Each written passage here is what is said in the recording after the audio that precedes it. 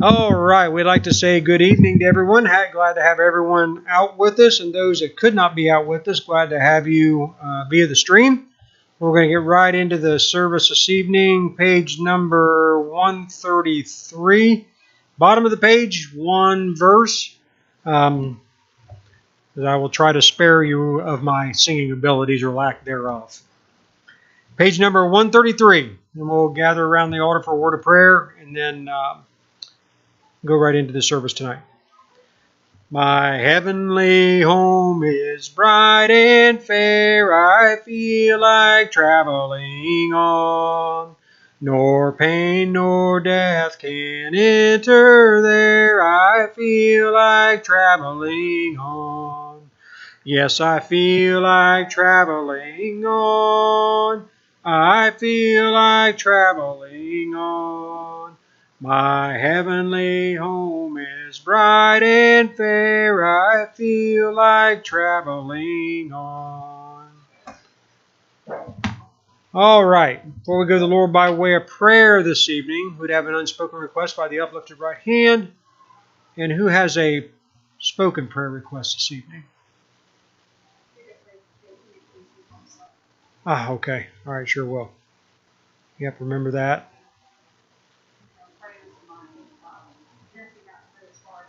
Oh, good. Okay.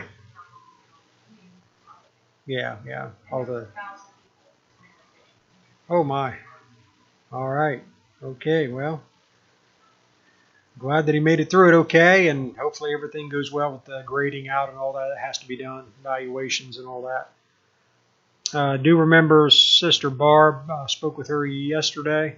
Briefly, she's still looking before the 11th of August, what they're saying now, simply because they have to prepare some things for her transition. So they're working through that.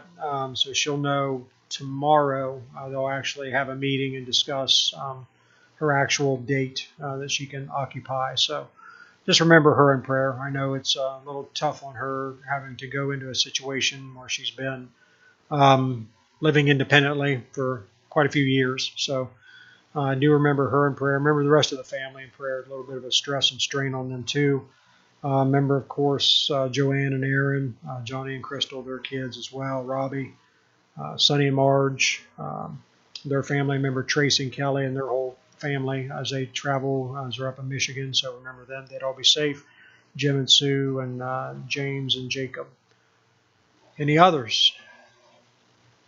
And John's still in Pennsylvania till tomorrow or Friday. Yeah, remember him in prayer as he travels back. Any others? If not, let's go to the Lord by way of prayer.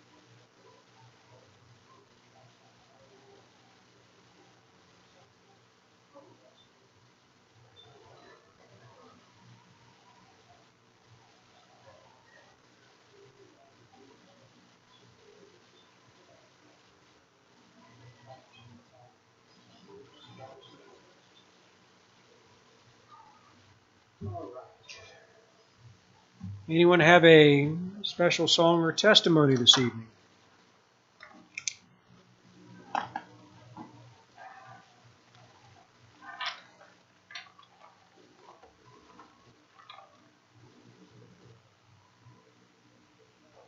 All right, if not, we're over in James chapter 1. James chapter 1. So we started into this this section last week. Spent some time with being swift to hear. Started into being slow to speak. We got through quite a bit of the conversation, I think, or some of the discussion around active listening. One of the concepts, and again, we talked a little bit last week about the whole idea or the principle behind active listening, which is a little bit different than just listening.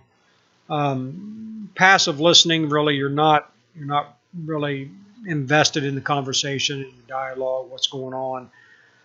Active listening is a little bit different mindset, and the approach is a little bit different. To reinforce that, there's of course the concept of the golden rule. And if you're familiar with the golden rule very simply is the idea that I want to do to others as I would have them do to me. Now, that doesn't mean, I do to others what they did to me or what I think they're going to do to me, but as I would have them do to me. That's in a couple places. Over in the book of Matthew talks about it. Has a few verses actually that really get into some of the depth behind the idea, but then also in the book of Luke, chapter 6. And it's very simple, really. It just says, as you would that men should do to you, do you also to them likewise. It's interesting, though, because the idea being that, sandwiched in that passage is that statement. Now, if you go above that statement, it talks about loving your enemies. It's not actually on its own. It's actually part of this whole conversation that Jesus was having with the disciples and those who were around that were listening. And the idea is being that, when you think about how we would react or how we behave towards others, the idea that I'm going to treat somebody that I know or that I have a good relationship with, or someone that maybe is family or whatever, we have a little bit of objectivity when we get into a lot of our conversations, right? We don't treat everybody the same. We have some biases, and those biases can be based on a lot of things. There's reasons we might be more engaged in one relationship and one conversation more than the other. But what Jesus was getting at is basically the idea that if we would even treat our enemies, which this was the whole, the revolutionary concept of what Jesus was really getting at, if we would treat those that despise us or hate us like we would want to be treated, we would see some dramatic differences in a few things. Some of those dramatic differences would be in relationships that we have, because a lot of times those challenges or those problems that we have in those relationships are not because there's actually problems there. It's perception. It's how we perceive. And a lot of times when we go into those relationships, we have this idea already going into that we're already a little bit, can be a little bit guarded. We can be a little bit, behind a wall that we've already built because of something else. Example, I'll get into, we used last week, and I'll use it again this week. Somebody who's been in an abusive relationship, right? Somebody that's been in an abusive relationship, tendency is to have a wall there, a barrier, something that prevents good, open, honest conversation, communication, because of the past situation, because of that past circumstance. So that's what we're talking about, is where we talk about some things that can be there that we can cause some of those issues before we even go into it. And you might see that, for example, if you had a woman that was a battered wife, example, or in a really toxic, abusive relationship, they may have issues with men. They may have issues with some of those types of relationships and some scenarios where they may go into that already with this fear in the back of their mind that, okay, I'm already in a very tense. I'm already in a like we've talked about before, a fight or flight mode. I'm going into it really already stressed out and wound up tighter than an 8-day clock, and going into this, and it's probably not going to be good, because as soon as something is said, that just sort of is going to light it off, and here we go. We already check out. We end up getting emotional. We end up involving a lot of other things that cause a lot of problems. So some of those biases and some of those things happen for a lot of reasons. But what Jesus was getting at, if we could take the idea of being able to, even those that we would not consider our friends, that we might even consider our enemies, and treat them the way that we will want to be treated, what a difference we could see. And he used that because Jesus modeled that behavior his whole life. Or at least his recorded life that we know of. Now, of course, John tells us, later in the book of John, he says, there's a lot of other things that weren't written down, right? He said the world couldn't contain all the books that, of all the things that weren't written down. But these were written, these examples were written, and these were given to us so that we can believe, right? So, in what Christ showed us, again, before we had the ability to have this relationship with God, how do we consider God? Now, I'm not going to say how God considered us, right? Because that's different. But how do we consider God? As an enemy, right? I mean, we didn't necessarily come out and say we were enemies, but we didn't treat him like a friend, right? Most people that before they know God, or have that, and we say knowing God, meaning having that relationship, that one-on-one relationship where you have open communication with God, you treat like an enemy, meaning that I'm not going to give you the time of day. I'm not going to acknowledge your presence. I'm not going to acknowledge you as an individual, as someone that I need to bother myself with. You see what I'm saying? That's more along the line. When we say enemy, right? When we automatically say enemy, we automatically think going to fight. Somebody that we would throw down with over the most ridiculous reason. But that's not the case. That's not what he's getting at. It's not the idea of somebody we absolutely hate. True, we do, because again, if you go back to the biblical definition of love and hate, love has multiple definitions, but hate is not the opposite of love biblically. People think that it is, but it's not. Actually, the Greek idea and the Hebrew idea of hate is to love less. So if I look at it from that perspective, I could have two things. And what Jesus was saying, okay, you're going to love one and despise the other, or hate the other, right? When he talked about serving God and man. You can't serve both the same, because the idea of loving is you're going to sacrifice yourself for. You're going to pour all of yourself into that. So if I'm giving 100% to one, I can't give anything to the other. So if I'm not giving anything to the other, then even if it's 92.8%, because I'm trying to give 8% to this one over here, I'm loving it less. I'm loving that less. I'm hating it. I'm despising it. That's the idea. So it's not that we absolutely we're out picketing against God and saying we hate you, but it's the idea of we don't acknowledge. It's not a priority. It's not something that we concern ourselves with.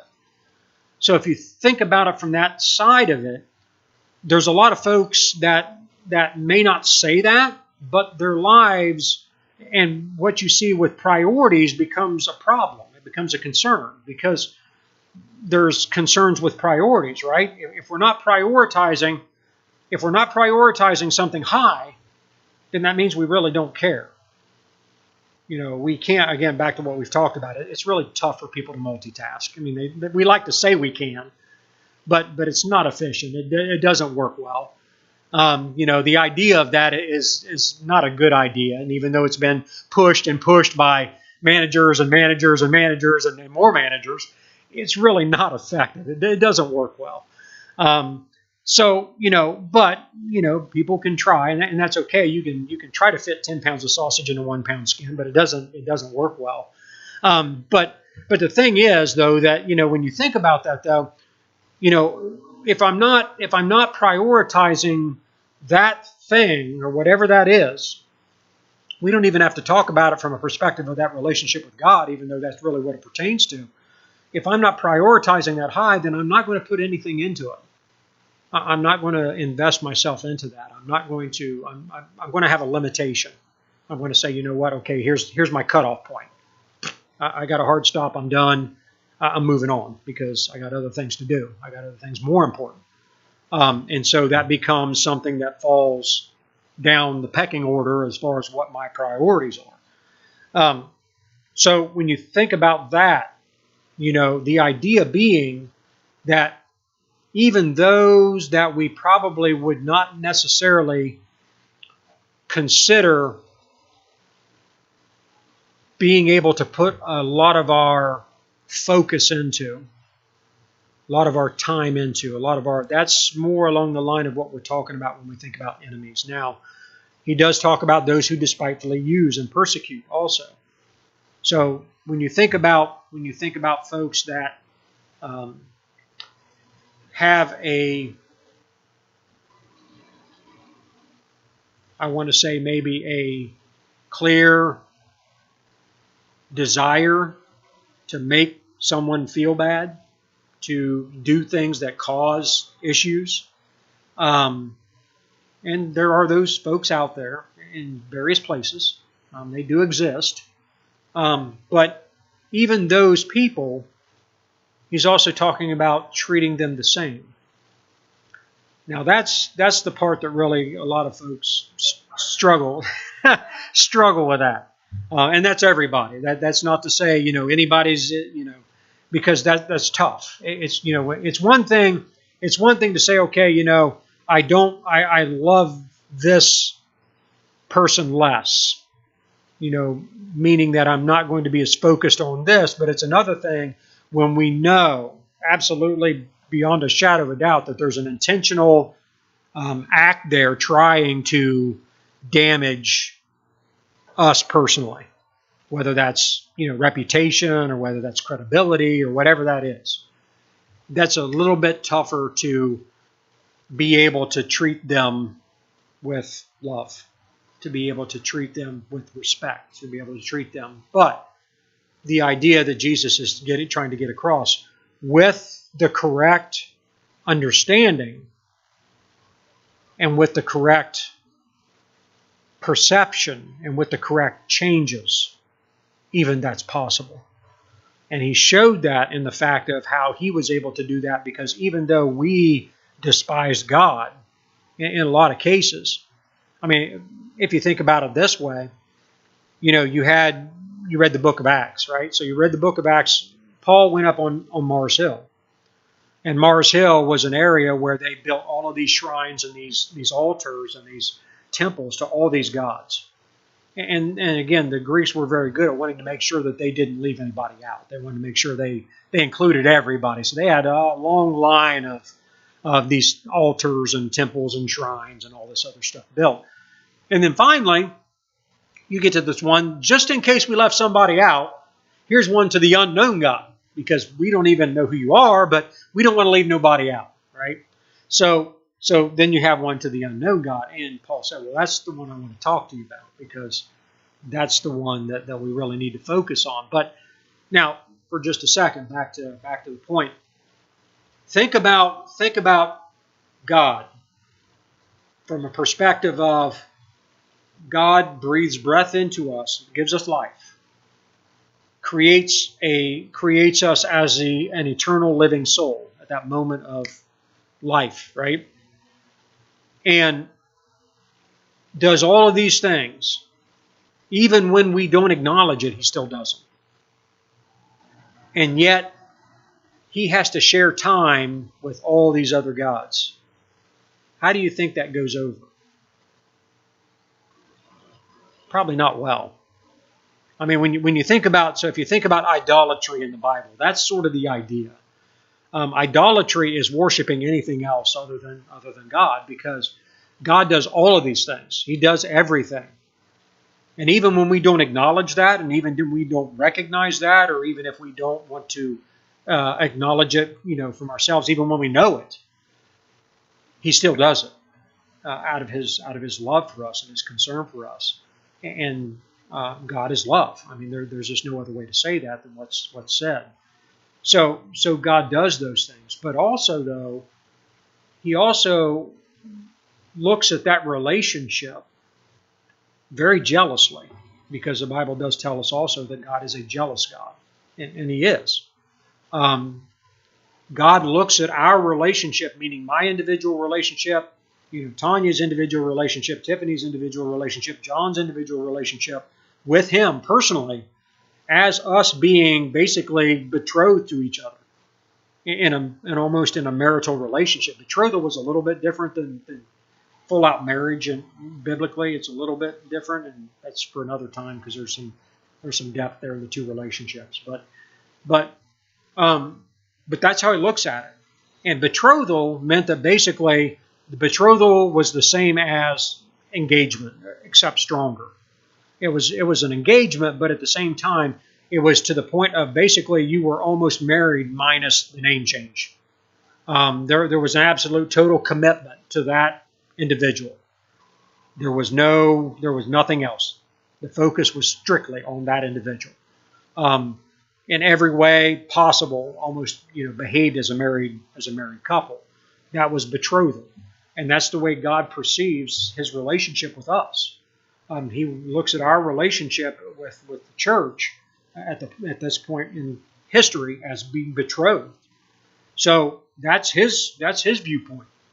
We are His to-be bride, right? The expectation is that we treat Him as the groom. That our affection, our desire, our whole heart is towards Him only. And that's the idea behind idolatry. If we look at, or if we focus our affections or anything on anything else, that's a betrayal of that relationship. And betrothal is an agreement. There's a covenant. In the actual biblical concept of betrothal, there's actually an agreement, a promise, a covenant, if you will. So that covenant, if we do that, then that covenant is violated. It's broken. And so there's a problem there. Does that make sense? Okay, perfect. All right. So with that then, that brings us back to the idea of how does God look at that relationship, because He still, even though we may break that relationship, even though we may walk away, we may violate that covenant, He doesn't. He still honors it because He's faithful. The Bible tells us He's faithful in every way. You can't be unfaithful. It's not possible. So He's always faithful to that covenant. And so when you take a look at that or think about that, that's why He's saying it is possible. It is possible to be able to even love your enemies. But what is our perception? What is our purpose? What is our goal? Right? Because like we talked about, and we're going to get it back into this right now. We talked about last week, where do fights come from? Why do we fight? I'm talking about physical knockdown fights. Yeah, disagreements. So what causes disagreements? You think you're right, but I think That's right. That's right. A difference in perception, a difference in opinion, and how you're looking at, or how I might be looking at, and your opinion of it. And really, that's 99% of what everything is that causes those things. James talks about it a little bit later on. He says, where do wars come from? Why do we fight? Why do we have wars? Because we ask amiss. because we're seeking things, in other words, that really aren't ours to be seeking after, or that we don't belong to us, or we don't know what we want. We don't know what we need, which is probably a little bit more accurate statement. But again, that's where a lot of the struggles come from. But that's true even in individual relationships, because again, my perception of what's being said or what's being done or the situation may be totally different than your perception. And when you get back to what's being talked about here in James chapter 1, in verse 19, he talks about the fact that, okay, first of all, be swift to hear, right? Back to what we talked about already last week. Be swift to hear. In other words, go back to the idea of putting someone else's needs ahead of yours. Do unto others as you would have them do to you. Put your needs on the back burner for a second and really listen to what's being said. Now, I say the word listen, but sometimes that isn't with the ears. Okay? The concept of hearing here isn't just to hear with the ears. It's also the idea of being able to understand what's being said, sometimes maybe in not what's being said. Reading between the lines, yes. Reading body language, reading, we found out a long time ago, well, not a long time ago, but a while back, decades back, that people actually spend more time communicating with nonverbal communication than they do with verbal communication. 80% of communication is nonverbal. It's the way we carry ourselves. It's the way our gestures, our motioning, our facial expressions, inflection in our voice, how our voices rise and fall, different things, passions, etc., blah, blah, blah, all come out in all kinds of different ways. 80% of communication is non-verbally, because the whole time that we're in that communication, that's why remote distance communication is very difficult, because you can't see. That's why texting is not really a good form of communication, because you don't know the intent, because you can't judge that, you can't see that, you don't know, if somebody's being sarcastic, you don't know if they're just joking, you don't know if they're being serious. You can't tell, not everybody's good with emojis and probably doesn't even understand how some of them or what some of them are. I'll leave that one alone, because I'm thoroughly bad at them, but I try not to use them. I'm just now starting to try to use some of them, but I don't, because again, people get confused when I try to text something, because sometimes I'm in a situation where I can't take a phone call, or I can't make a phone call quick enough. So I'm trying to text somebody while I'm trying to do, back to the multitasking thing, while I'm trying to do something else, and it doesn't come across well. Sometimes I get the, what? Question mark and an exclamation point. I know, oh, okay, wait a minute, step back. What did I say? And then I go back.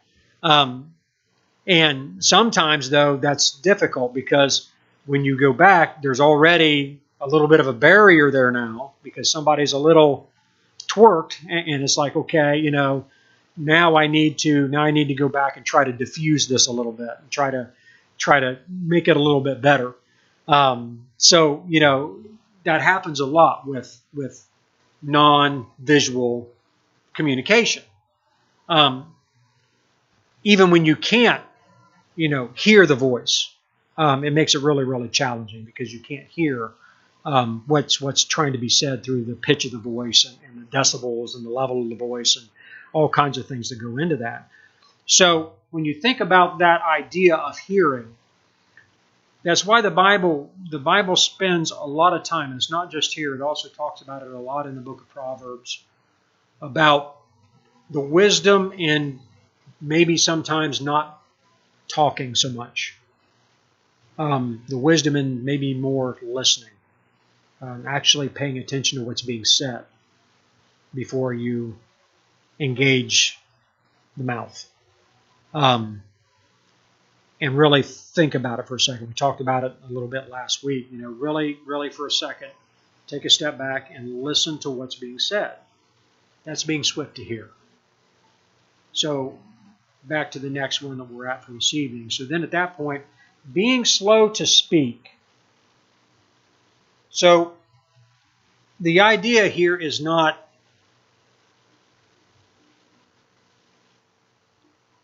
taking a pause. The idea here is taking a minute to think about what you want to say. Actually think about what's going to come out. And there's some folks probably that I know, myself included, sometimes I talk without thinking. I just put it out there, and then, I get the sideways look, and I know that didn't go over well. So I know then I got to sort of walk it back and say, okay, what did you get out of that? Sorry, what did you get out of that? And sometimes most times it's not good. It's like, okay, let me try to explain that or rephrase that. Sometimes that works, sometimes it don't.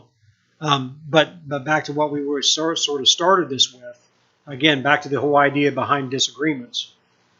If we take a look at the fact that somebody's offended or somebody's perceptually been offended, then we need to make a decision, right? We need to make a decision. We're either going to take the high road or we're going to meet violence with violence. Okay? Now, I say violence with violence, not meaning violence, physical violence. There is a concept called verbal violence. Basically, verbal violence is I'm going to, Tiffany gets red in the face, example. She's, I can tell she's torqued and she's putting it out there, and I can tell that there's no, and I automatically I say, you know what, I'm going to meet this head on with my own level of, so you know what, we're going to pull out the artillery. Here's my artillery, and we're going to sit here and we're going to trade shots, and that's what it turns into. It turns into, and then that quickly goes from a productive conversation that we can try and actually get something done and get through this to now we're in the trenches fighting. And we're calling each other names, and we're, your kid's blah, blah, blah, and you don't let blah, blah, blah, and it goes, and it's just horrible. It's just horrible. The only thing that happens in is casualties, right? Nobody wins in that. But that's a lot of times where we go, because we start off maybe sometimes the wrong way, and before we have a chance to take a step back and take a look at really, okay, what didn't sound right? Again, thinking about the here, right? Back to what we talked about first. Take a step back. Okay, wait a minute. Would I want? Did something happen that I wouldn't want to be addressed that way or brought out that way? Did something? How did I?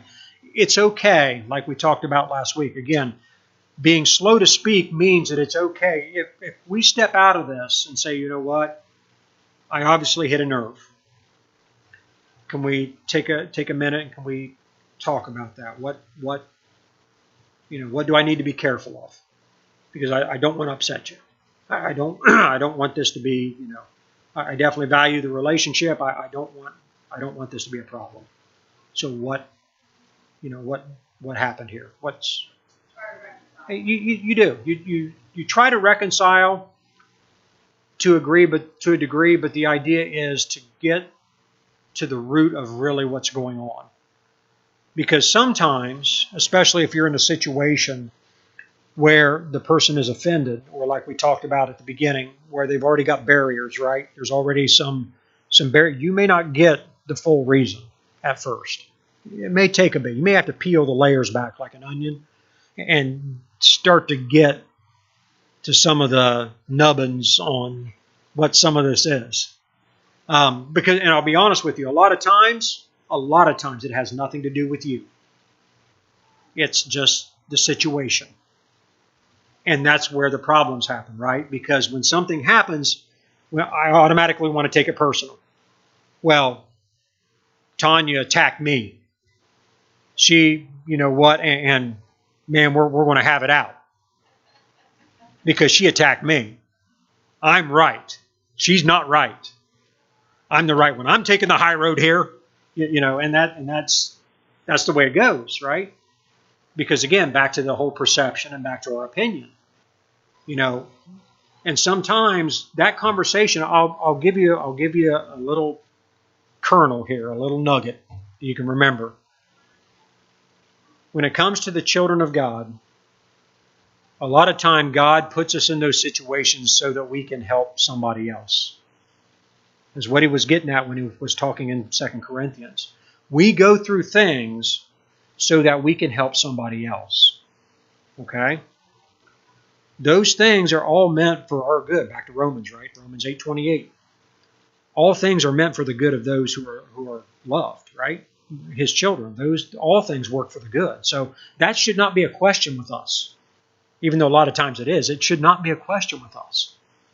Whatever God is allowing to go on, because again, Satan doesn't do what he wants. He doesn't have control. He thinks he does.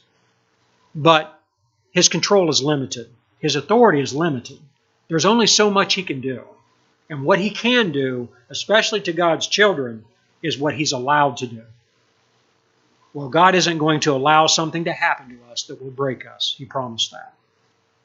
Everything that happens, good and bad, is there for our benefit. It's for our good, in one way or another.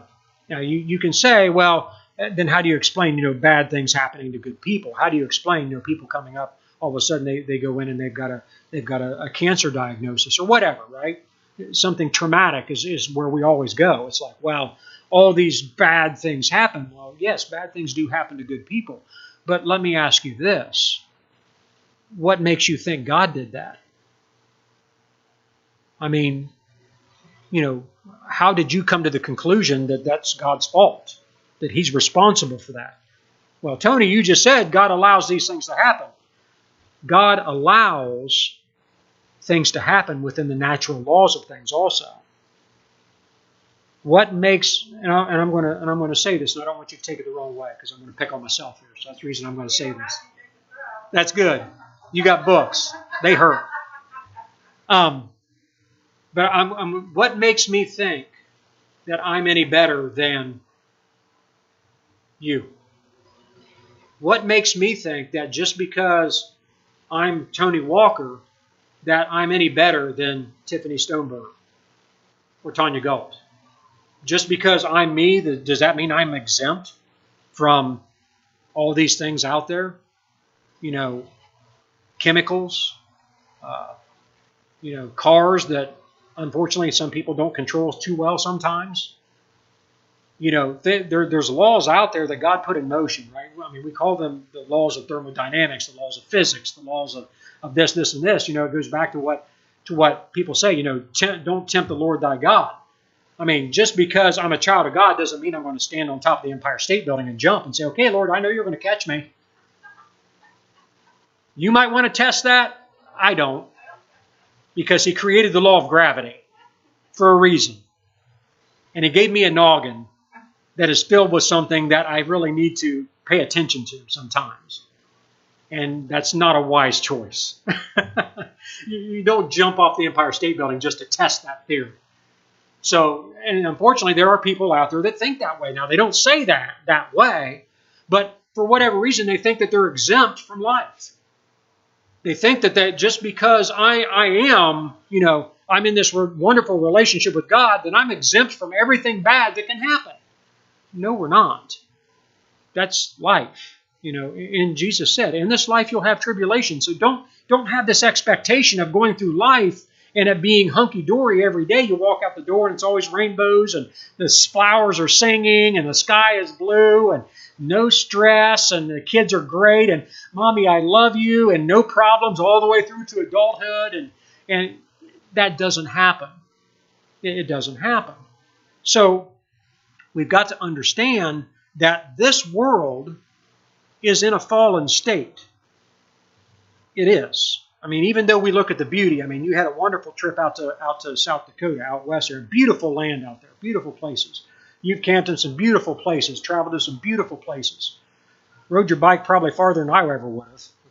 But, saw some great things. But we can never forget that this world is not how it was designed.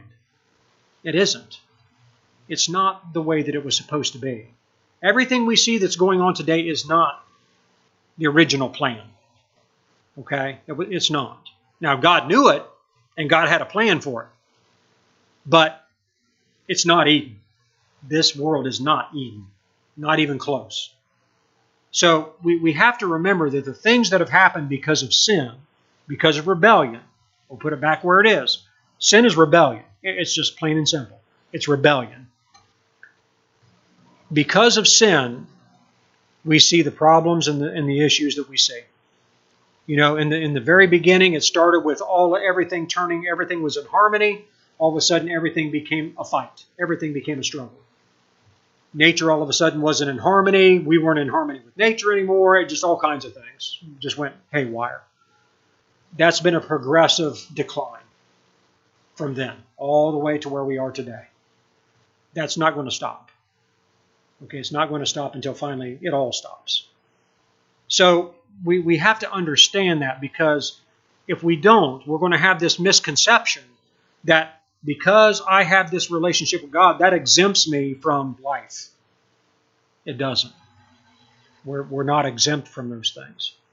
So we need to remember that. And because of that, when those things do happen, and things do happen to us, but also God puts us in a place where we can help somebody else that a lot of times may not have that same level of relationship or even have a relationship with Him. And God puts us in those places, maybe not to have that conversation, that moment, that day, when somebody storms out of their vehicle and is, in your face and yelling at you because of something that wasn't even you. But that's an opportunity. You say, "Now, wait a minute, Tony, that's not going to be the case." Well, that may not be right now. But again, we talk about what the Bible talks about over in the book of Colossians. It talks about it over in the book of Galatians, Ephesians. Growing in the grace and in the knowledge of the Lord and Savior Jesus Christ means that we grow, and we're growing, and it's a progressive growth. It's not, we're going to have those moments when we stumble and fall. We're going to have those moments when we're probably going backwards. It feels like we're going backwards, 3 steps back and 1 step forward. But it's still growing and learning all of our life. Learning to be what we were supposed to be. But sin sort of derailed that. And learning how we truly should be. And how that looks. So when you're in those situations and having that conversation, keeping that in mind, in the back of your mind, again, it's constantly remembering that, because when you get in that moment, when somebody's standing in your face screaming at you, it's hard to remember those things, right? It's hard to remember that, what, this has nothing to do with me. This is not personal. And we need to figure out what's going on here, because that's an opportunity. So, when you think about those kinds of things, those are the kinds of thoughts when you think about this part of this passage. Being slow to speak puts that in that mind. That, what, I need to take a second here. Wait a minute. What's really going on here? So I'm going to stop there for just a second. Thoughts? Because I hate lecture. I like interaction. I don't like lecture style at all. Is that a struggle? Why? It's just easier to talk. Yeah. To stop and think and be more open to what the other person's saying. They tend to be supposed to speak to send them and walk away. Mm-hmm. Yeah. Yeah, retaliation is easier. It is. Or it feels easier. I should say it feels easier. You're right. I mean, it's a more natural thing that people... It just seems like that's what everybody relinquishes to, instead of training your brain to, you really need to be like, help Mm-hmm. We don't translate each other. Right. And we're in a me kind of world. Exactly. Yes. Yes, you're exactly right. Um, so, back to what Romans tells us. Romans teaches us that we need to be conformed to the image of Christ. We need to have the mind of Christ, which means that it has to be transformed. Our mind does not think that way. And that's part of what that means. It is, we don't, like you said, we don't think that way. It's not natural. So you think about that. That's part of why he said what he said in the Old Testament when he told us repeatedly, Isaiah, Jeremiah, Ezekiel, repeatedly, the day will come when I'm going to make a new law, a new covenant with you. Because the old way, right, the old covenant, the Old Testament, however you want to say that, the purpose of that was to show us what was coming. It was not ever to save us. It wasn't meant to save us because it couldn't save us. It was to bring us to the knowledge of the truth. That was its purpose. And that truth is that we realize that we all fall short. Because when you look at the whole Old Testament and say, okay, nobody could ever live to that level of expectation. Absolutely. Very strict. Very strict. And there is no cutting corners. None. There's absolutely no compromise in any of it. And because of that, again, nobody can live to that. But that was the point. The point was to bring us to a realization that we all fall short of that holiness or that righteousness that is the expectation. That hasn't changed. That line is still there, same as it was. We have to understand that we can never achieve that line without Jesus Christ. That was the whole point, to point us to the new covenant that was coming, the new promise that was coming. And that new promise was through Jesus Christ. Because, yes, we will have those days where the natural person comes out and we will retaliate. No matter what, it's automatic. I had a bad hair day. I got up. My toast was burnt. Somebody took the last of the milk. I overslept by 10 minutes and I'm late. And somebody didn't put gas in the car last night, so I had to stop and get gas. And I forgot so-and-so's homework because I just walked right by it. So you're already up to here. And then the right thing happens and boom, there we are. And that's what happens. But again, that's why we have grace. And it's not to make an excuse, but there has to be an understanding. We will never achieve that expectation of perfect righteousness in this life. Doesn't mean we don't strive for it, but we won't achieve it. And we need to understand that in our weakness, in our inability to help ourselves,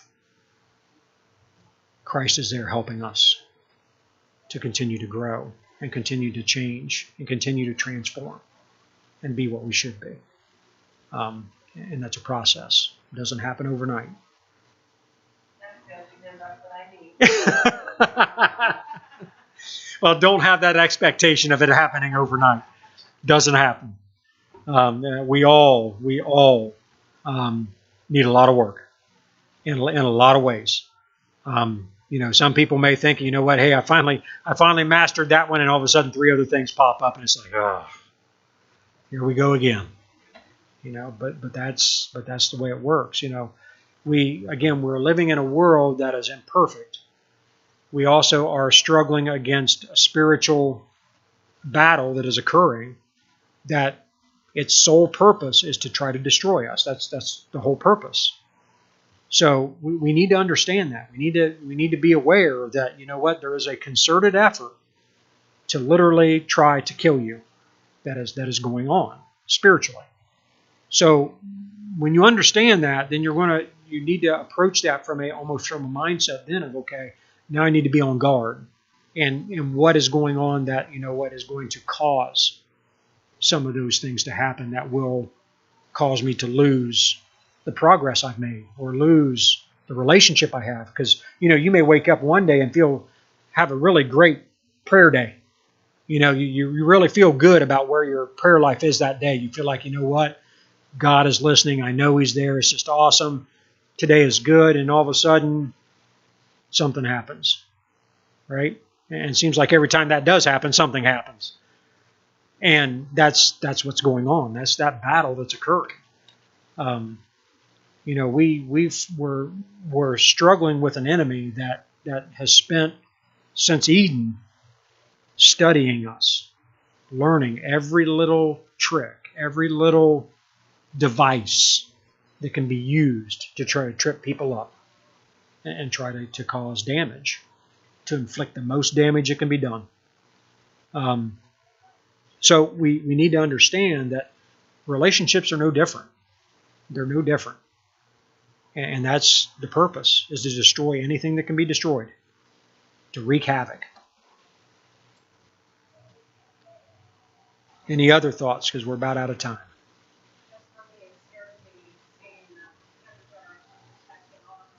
Yes.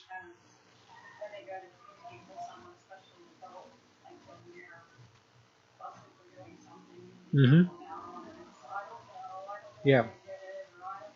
Yeah. Right. Exactly. Yes. Yes.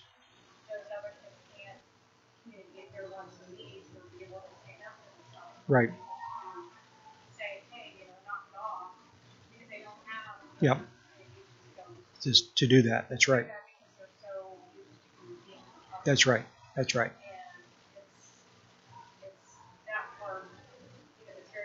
Mm-hmm.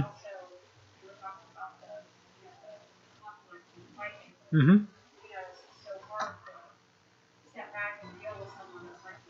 Yes, it is.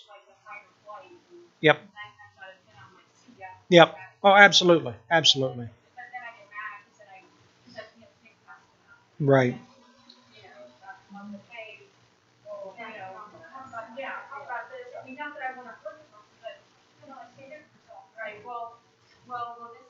Mm-hmm.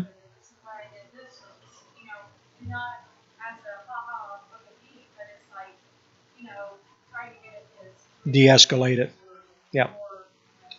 Yeah, yeah. There are some, and we can spend some time with that. I don't necessarily know, maybe in this setting, but we can.